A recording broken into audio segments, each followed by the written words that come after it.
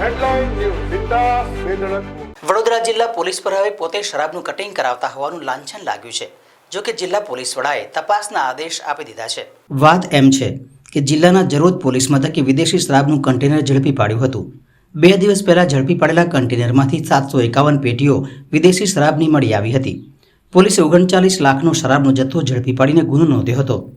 રસપ્રદ વાત તો એ છે કે શરાબનો જથ્થો ઝડપી પાડ્યા બાદ જરોદ પોલીસના કેટલાક જવાનોએ મંજુસર અને વાઘોડિયાના 3 બુટલેગરોને બોલાવીને કન્ટેનરમાંથી શરાબનો જથ્થો બુટલેગરોની ગાડીઓમાં ભરી આપ્યાનો વિડીયો વાયરલ થયો છે.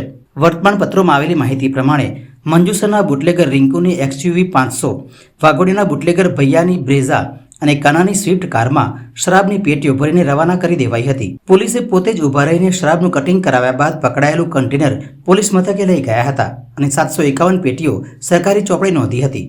સમગ્ર મામલે વાયરલ વિડીયોના આધારે જિલ્લા પોલીસે તપાસના આદેશ આપ્યા છે.